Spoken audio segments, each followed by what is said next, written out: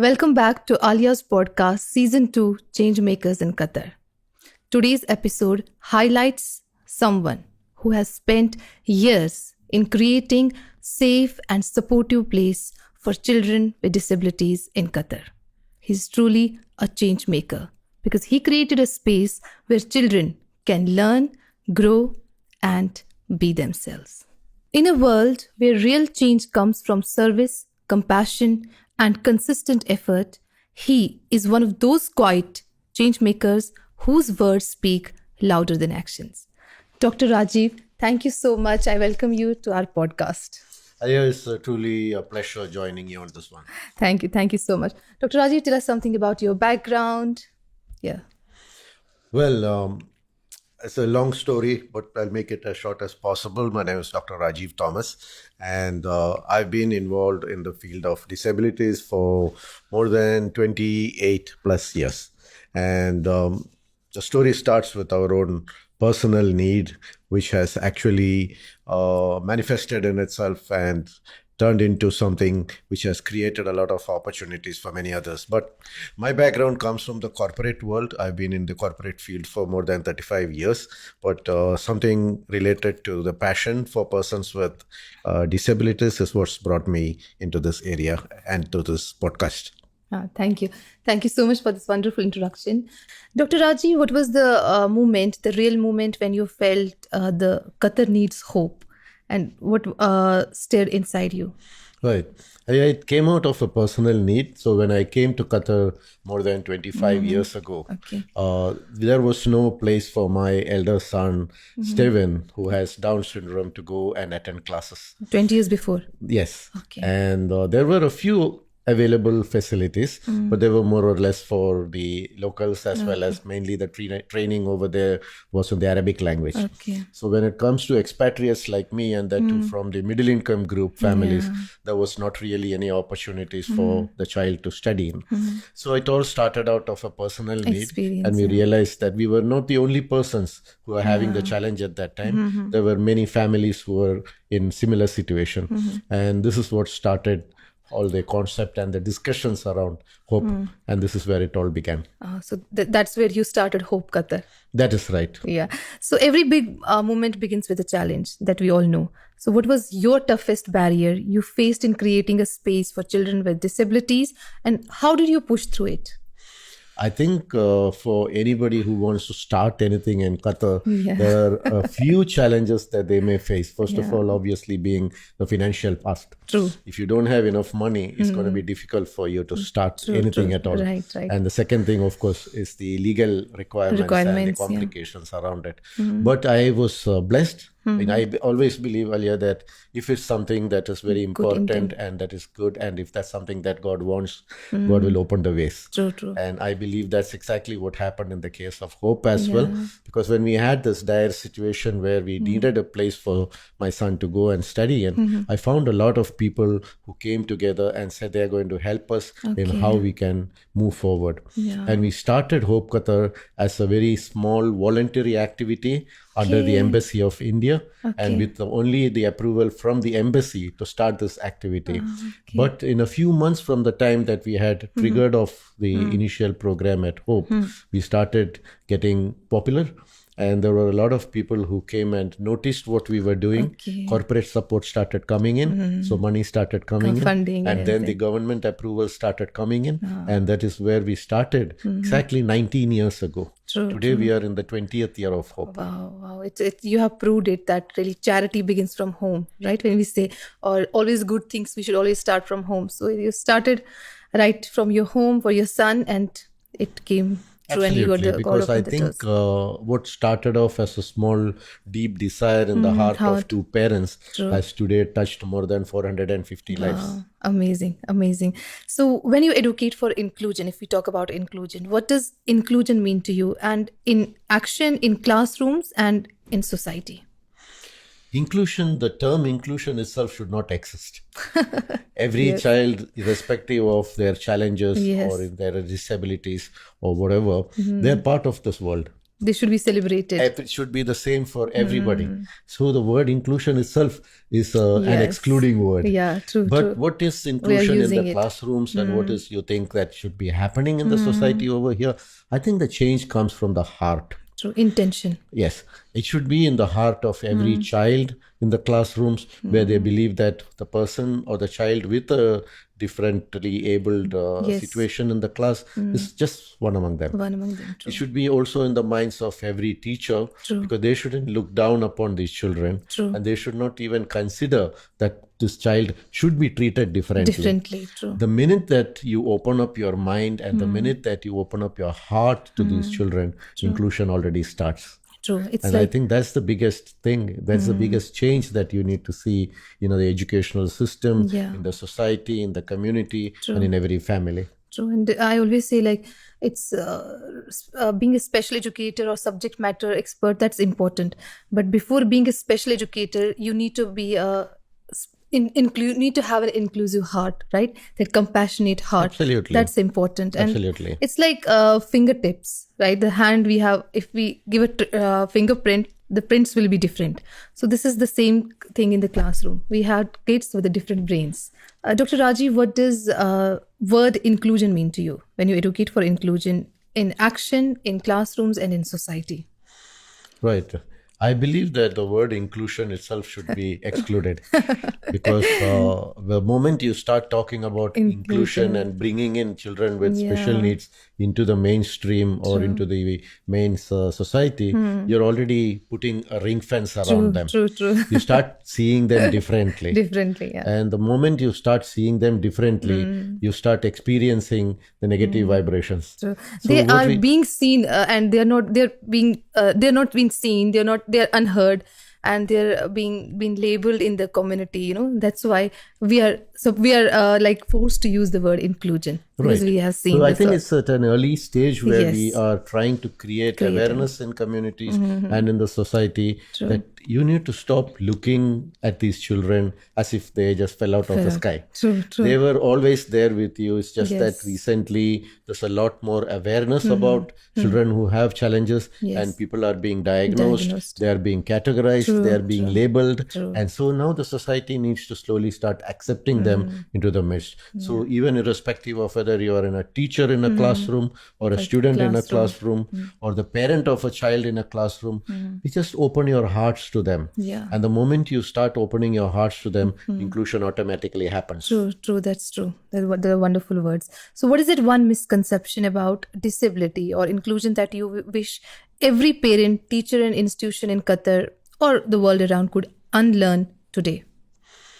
The word disability is a challenge in itself because, when you start talking to individuals, especially the parents of children who may be having certain challenges, Yes. they are not fully aware about the potential of their children. True. That's right. And this is where I believe that educators like us have a big role to play in explaining to them and exposing them to them the various levels to which these children can grow. Yes. And we at Hope Qatar especially started showcasing a lot of the children who have achieved great things in their lives, so that when the parents who come in over there see these children, they feel that my child can also do this. Yes, And that's a big transformation in itself. And this is where we are investing a lot of our time and efforts to make sure that the children with disabilities are not looked down upon. Yes, And they are differently abled. Some of them may be a little bit slower than Yes, others. yes. They may learn a little differently from Differently, others. yes. But we are all different, aren't We're we? all different, And as we age, we will see that we couldn't run as much as we could. Yeah. And we couldn't talk as fast as we could. True. That doesn't make us Definitely. disabled. No. That makes us differently able. Differently. And I think that's the most important takeaway for anybody at all. Definitely. It's like 5 fingers in the hand we have. The 5 fingers are different from each other. But that makes our hand full, beautiful. And, we can't take one finger out from our hand. So Exactly, it's like exactly. Because, every finger has a role. that role to play. And if that finger is missing, Yeah. then the others have to compensate for it. True. So I think this is what the society should also do. If one of those fingers, which is the child with disabilities, is a little shorter than the others, the remaining fingers have to support them, to make yes. sure that they do the same Embrace job them, celebrate them, accept them, and have the same compassion. impact in their life, True, have true, the true. best of their abilities to the best of their abilities. Definitely. Such a wise words. So in your experience, what hurts family the most? The word disability or society's reaction to it? It's actually a bit of both, Aaliya, because the very fact that a parent realizes that their child is going to be different Yes. throughout life Yeah. is a first blow. True. And even for me as a parent Yeah. of a child with special needs, the moment I came to hear that my son Steven had a Down syndrome, I never knew anything about Down syndrome. Yeah. So I had to start learning about Educating it. yourself. And the first step that any parent would go through is denial. Yeah. They refuse to accept it. that this child has a challenge. And that in itself is the greatest disadvantage for the child also. But the moment the parent accepts the fact that this child has a special need and we need to learn about that challenge and then we need to do something about it, change begins. Change begins. So this is the first part of it. And as this child grows up, and even from the very early days itself, the parent starts realizing that the people around them, the families around them, the society around them, even siblings sometimes, they do not see this child in the same way as the parent does. Yeah. They do not accept this child in the same way as the parent does. And this is the second blow. So, but very recently, I think over the many years now, education and social transformation, social change is leading to a situation where there is a lot more acceptance than maybe 20 years ago. True. And this is a positive indicator for sure. Even in a place like Qatar, now children with special needs are accepted into the mainstream schools. This is a big change. This never used to be there 20 years ago. True. So the future definitely is bright. Right. Yeah. I have met many families who said like they used to hide their children in the rooms. They didn't let them go out because they used to feel shame or embarrassed, and the gays, the community used to look at them in the malls, in the public places. They used to feel embarrassed. Sadly, it's not used to. There are still many families who still do. But I heard from them. They said like now they see the parents, new generation, today's parents, how they come up. They don't care about others. They take these kids out in public places without that fear. So that gives them like, sense of encouragement. Yes, we should also come out. There's still a large amount of stigma in society. Yes, stigma is there. And the fact that, they still believe that this is a curse from above. Yes, yeah. And that's not bad right. parenting. Yes. I have heard like this. Bad parenting, curse. It's very unfortunate. It really, when I have heard stories about, parents, they're not being invited to the birthday parties. One of the parent, he shared like, I don't know, I'm a very emotional person. He said like there was some family function and they were invited, and they start hiding the children. They start hiding their toys. Right.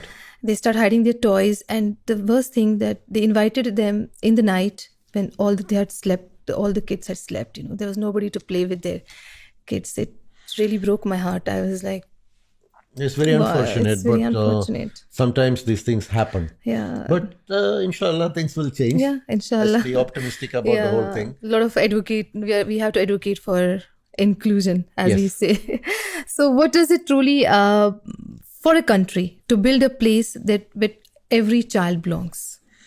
Okay, I think there are some beautiful examples even in the Middle East where places like the UAE have put in a lot of policies and practices where any child, including the children with disabilities, can be accepted. They even call them people with determination. Yeah. They're not called persons with disabilities. Yeah. So it's about changing not mindset. Just it's a mindset change, and it's also bridging the gap between policymakers and people on the ground. Yes, that's important. Because even in many countries, you see a lot of forums taking place. Yeah. You see a lot of conferences happening where people from around the world come and speak great things. True. And they create expectations. But the harsh reality on the ground is very different. Very different. So sometimes there is a big gap between the head and the tail. And that gap needs to be changed. That and gap that's where everything will fit in. That's right. So you have worked with hundreds of children, as you mentioned, 400 children.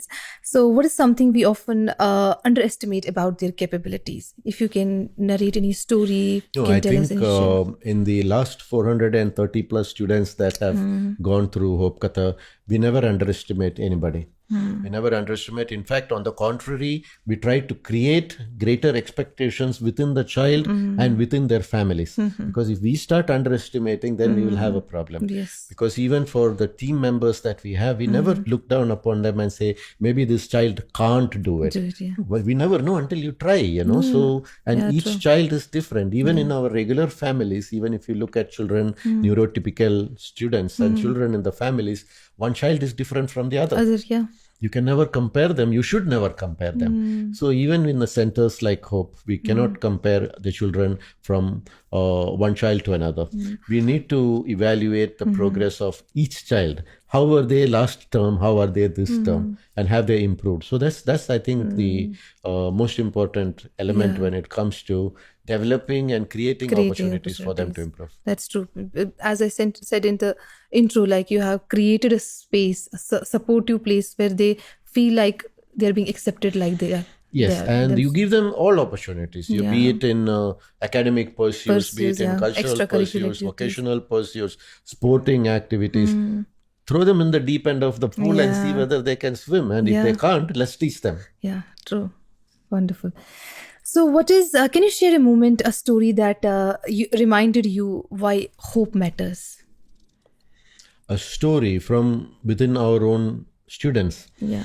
I think, in any school, even in a mainstream schools, a lot of children, can look back onto their schooling days and remember at least one teacher who has had a positive influence in their life. Indeed. There is a lot of wow moments and there's a lot of oh my God moments in schooling life. Right. And what happens is, even today, after so many years of leaving school, I would love to go back and connect with some of our teachers who were influential in what I am today or where I am today.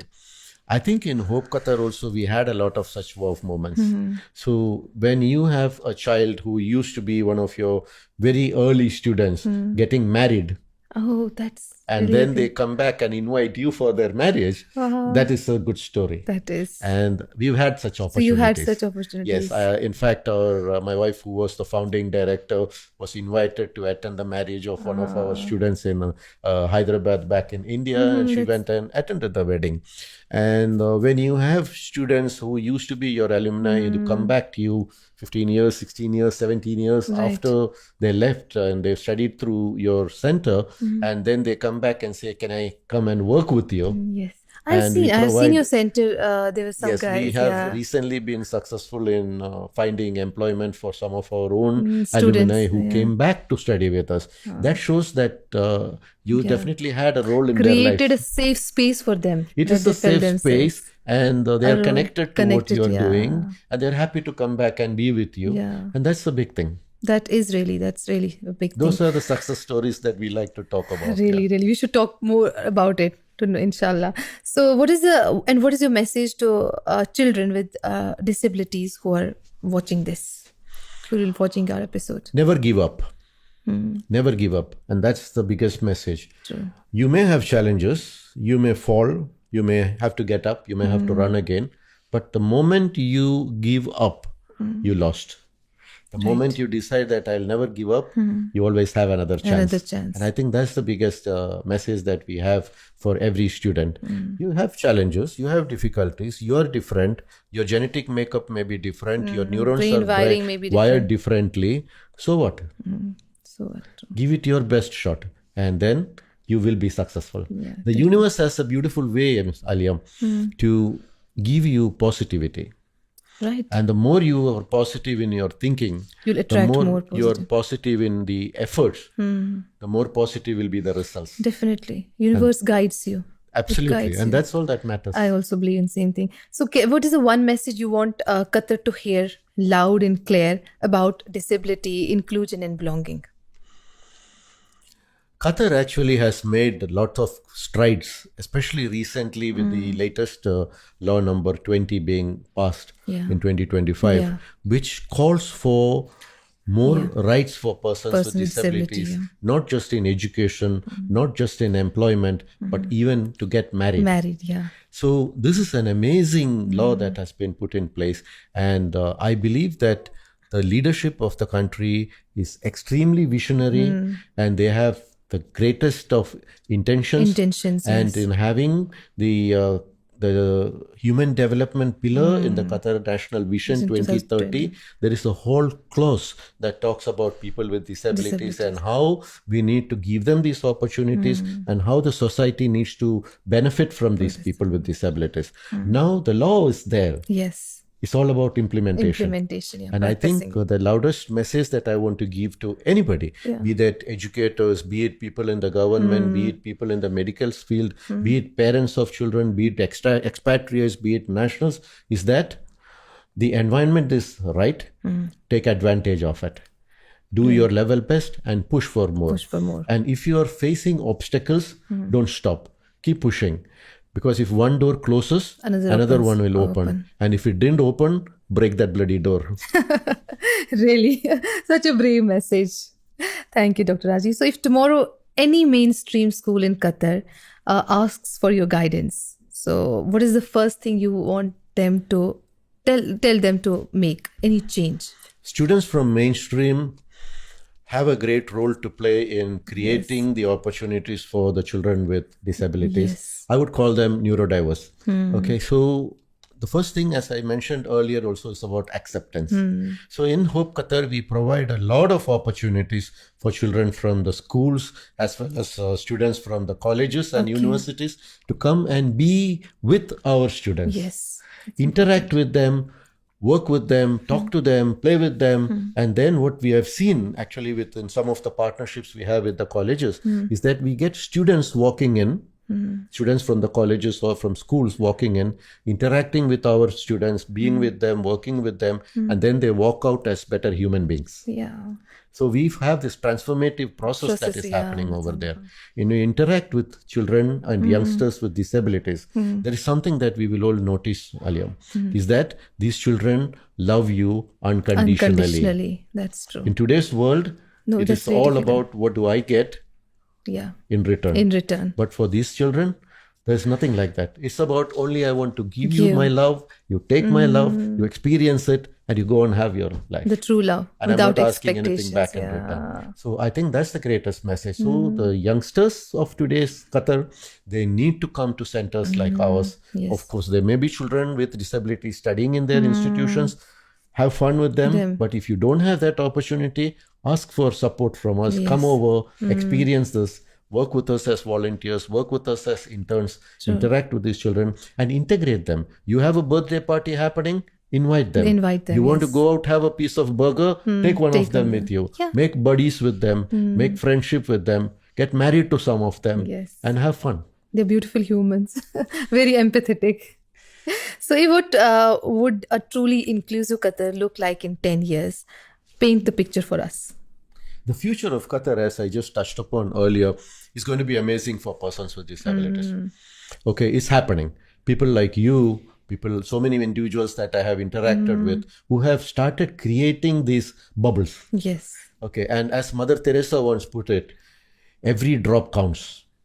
Yes. Okay, and if it was, and she herself said that what I'm doing for this world is just a drop in the ocean. Right. But if I did not do what I was supposed to do, that ocean will be short by that one single drop. So your drop and my drop and everybody else's drop in Qatar is going to create that ocean of opportunities for people with disabilities. The law is there, the implementation is happening, the Qatar National Vision is there.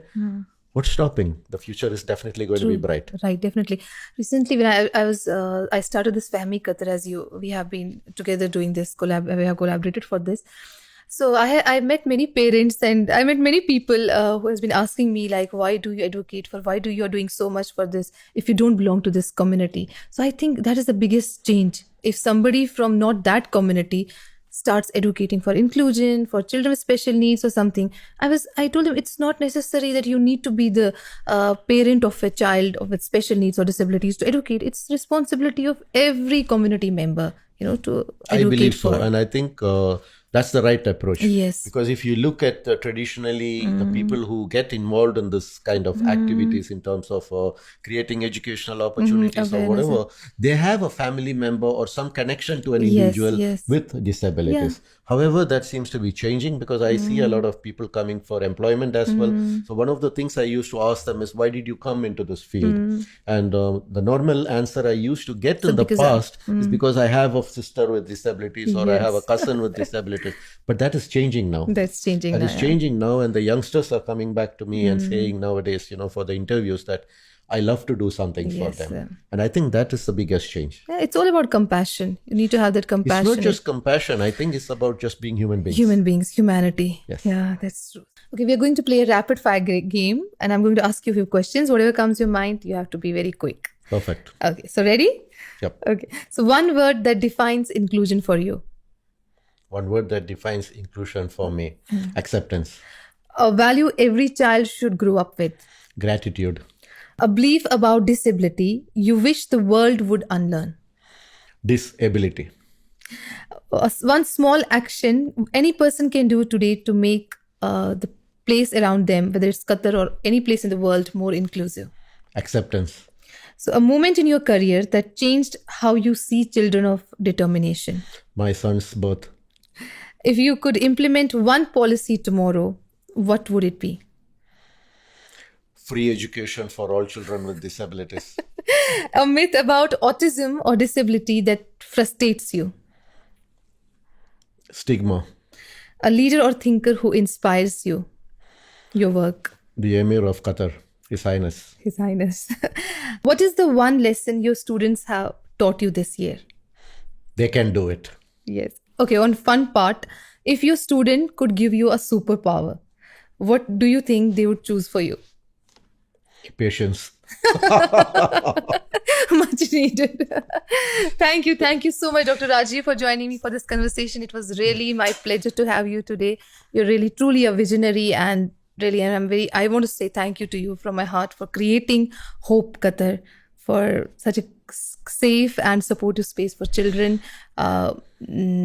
who are among us, who are like us. Thank you, Aaliya, and thank you for having me here. And I wish you all the best for your podcast. Thank I wish that you transform lives through what you're trying to do. Thank you All the so best. much. Conversations like this today reminded us that real change doesn't come by big movements. It comes by showing up every day for every child. If today's episode inspired you, share it forward. Let's build a Qatar where every child feels belonged. I'm Aaliya, and this was Changemakers in Qatar. Until next time, have compassion, practice inclusion, choose healing, and feel empowered.